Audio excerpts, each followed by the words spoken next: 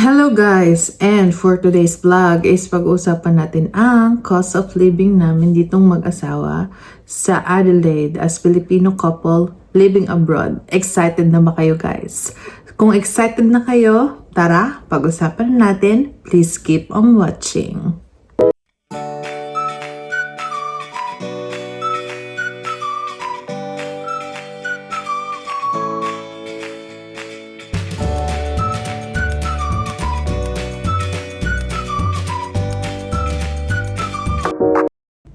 Hello guys! Welcome back sa aming channel. Kung bago ka dito, kami ay isang Filipino couple na nakatira dito sa Adelaide, South Australia at gumagawa kami ng daily life abroad vlogs. Kung gusto mo ang ganitong content, don't forget to like, subscribe, and hit the notification bell. Guys, magkano nga ba talaga ang gastos ng isang Filipino couple na nakatira sa South Australia? And kaya ba ng sweldo namin? Magkano ang renta namin, grocery, and bills, at ipon? May ipon pa bang natitira? So sa vlog na ito guys, isi-share ko ang realistic na cost of living namin dito sa South Australia. Kaya naman, samahan nyo na kami. So yun guys, unahin na natin yung income. For example guys, ang income namin mag-asawa kasi hindi na kami student, nakakapag-work na kami ng full-time. Sabihin natin, estimated lang to guys, hindi to yung totoong sahod namin. So, estimated guys, kung sabihin natin ang monthly income namin is $12,000 after tax. Disclaimer lang guys, itong cost of living na ito is applicable lang para sa amin. Binibigyan ko lang kayo ng estimated gastos dahil iba-iba naman tayo ng preferences, lifestyle, and circumstances in life. Unahin natin guys ang pinakamalaking gastos, which is yung renta ng bahay. So depende yun guys kung saan kayo magre-rent. Kung mas malapit sa city, of course, mas mahal. Kung mas malaki yung bahay na gusto nyong irenta, of course, mas mahal din siya. Depende siya sa location at depende siya sa klase. Yung renta talaga, guys, yung pinakamalaking portion ng budget monthly ay napupunta dito. Katulad namin, guys, yung renta namin is 2-bedroom siya. Kami lang mag-asawa dito. So, 2-bedroom, ang renta namin per week is $585. So, times 4, magkano siya guys? 585 times 4 is 2,340. So, kung sumasahod kami guys ng 12,000 minus 2,340, ang matitira na lang sa amin guys is 9,660. And pwede naman kayong guys makatipid. During when we are still student guys, nag-shared house kami. So sa shared house guys, last 2023, yung last na inupahan namin, nakahanap kami ng bahay na 225 lang yung rent per couple. And malaking tipid siya kasi nga mas mura yung renta. Pero nung nakapag-work na kami full-time parehas, nag-decide na kami na ayun nga, umanap ng sariling bahay. Next naman natin guys is yung grocery. Dito guys, sa Australia, mahal yung palagi kang kumakain sa labas. So, makakatipid ka talaga ng monthly budget mo if palagi kayo magluluto. So, usually, bumibili kami ng mga basic needs tulad ng, of course guys, rice is life, meat, gulay, at Filipino food kapag may budget. Kasi pag pupunta rin kayo ng Asian guys, medyo malaki din talaga yung napupuntang budget. Kasi alam nyo naman guys, pag punta tayo ng Asian, nabubudol tayo, bili tayo ng bili ng mga namimiss nating mga comfort food natin sa Pilipinas. So guys, ang naaalat naming budget sa monthly para sa grocery is $500. Kasi guys, yung medyo diet na rin kami. Diet. Taray, tumataba na tayo guys. And then kasi hindi. Yung husband ko kasi guys is, yung company nila is may free food. So, kaya minsan pag uuwi siya, busog na siya, hindi na siya kumakain dito sa bahay. So, minsan guys, yung niluto kong isang putahe, tumatagal talaga siya ng 3 days, sometimes nga 1 week pa eh. Tumatagal siya sa amin. So, yun guys. So, ang natitirang budget natin is 9,660 minus yung monthly nating food expense is for the grocery is 500. So, meron na tayong natitirang 9,160 dollar. So, sa transportation naman guys, depende kung may sasakyan o commute kayo. Malaking factor din ang napupuntang budget ito guys sa monthly expenses nyo. Kaya, importante na mag-budget kayo. If magbabas naman kayo guys, ang pamasahe na dito sa Adelaide is depende guys. Adelaide bus fares generally range from $2.60 to $4.55 standard adult ticket. Depende to guys sa time of the day. Kasi if busy guys, mga rush hour, mas mahal yung fare. And then if hindi naman busy, mas mura yung fare. And if student kayo guys, pwede rin kayo magkaroon ng mag-apply dun sa parang concession nila for student guys. And mas mura yung pamasahe dun. I think kailangan lang ipakita yung ID once na bibilhin nyo siya guys. And sa case naman namin guys, kasi necessity talaga dito is driving.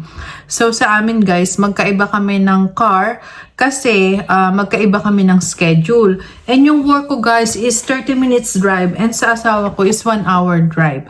So kailangan talaga namin ng magkaibang sasakyan. And medyo malaki yung gastos niya guys kasi number one gastos kapag may sasakyan kayo guys is the petrol. How much yung petrol namin guys? For my husband, yung petrol niya is, for my husband guys, and petrol niya is 240 monthly. Kasi nga, 1 hour drive yung work niya. So, medyo malayo siya guys. For me naman guys, ang gastos ko sa petrol is medyo matipid yung kotse ko. So, roughly 40 fortnight. So, $80 monthly. So, yung budget namin sa petrol, guys, monthly, altogether is $320. So, another gastos, guys, kapag may car ka, is the insurance of the car. So, insurance of the car namin, guys, is kumuha kami ng road assistance and then plus insurance. Ang binabayaran namin monthly is $67. 67 times 67 times 2 is $134. So, another guys na gastos kapag may kotse ka is the registration of your car. Dito guys, pwedeng 1 year, pwede rin, I think 3 months.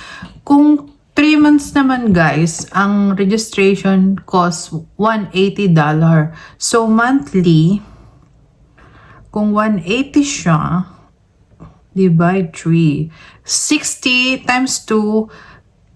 Kasi dalawa yung car namin guys. Ang monthly gastos namin is $120 for the registration. So another gastos guys kapag may kotse ka is of course yung maintenance ng car. So kami guys is nag-aalat kami per month ng maintenance ng car para sa repair, gulong, change oil guys, medyo mahal din dito. So nag-aalat kami ng $150 per month. So tipid tips lang guys, katulad namin na bago pa lang kami dito sa Australia. Ang binili namin guys na sasakyan is second-hand unit lang siya. You can buy second-hand unit as low as 3,000 to 6,000. Depende guys, syempre sa preferences nyo. Kung gusto nyong medyo bago, mas mahal.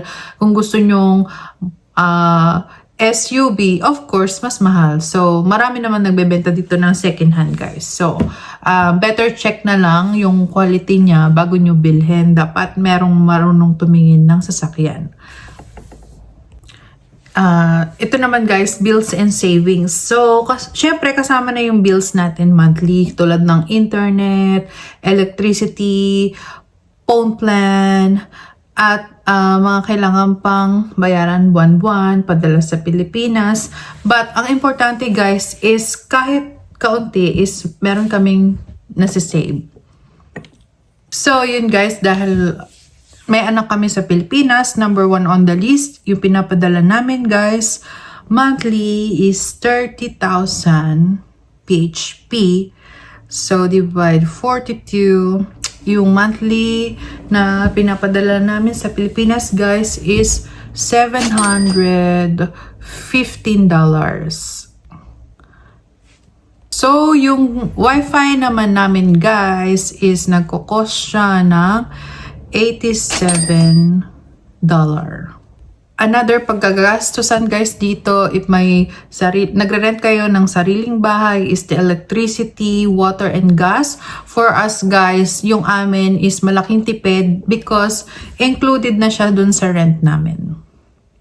For another gastos guys is the phone bills or phone plan. For our case, the two of us, it costs $225. And another gastos guys is yung insurance namin dito na binabayaran monthly because hindi pa naman kami permanent resident or citizen dito sa Australia. Medyo mahal yung insurance na binabayaran namin kasi nag-avail kami guys ng extra, which is yung meron siyang dental at kung ano-ano pang kasama. Kasi nga guys dito, hindi mo masasabi guys, napakamahal ng dental dito. Sobrang mahal guys. Kaya kumuha kami ng insurance. Ang binabayaran namin doon guys is 403 AUD dollar. So another gastos guys is eating out. If subscriber kayo sa akin, makikita nyo na palagi akong kumakain. And kami mag-asawa, tinitreat namin yung sarili namin during weekend kapag di kami busy.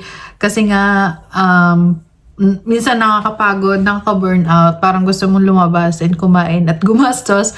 Medyo ako dito guys, guilty. So, monthly siguro yung eating out namin is $500. So guys, for the shopping naman, naku, naubos pera natin dito guys.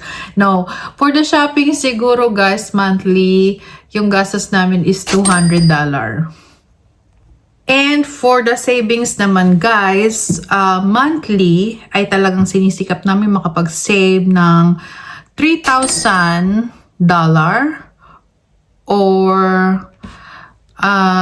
kapag hindi talaga naano yung budget,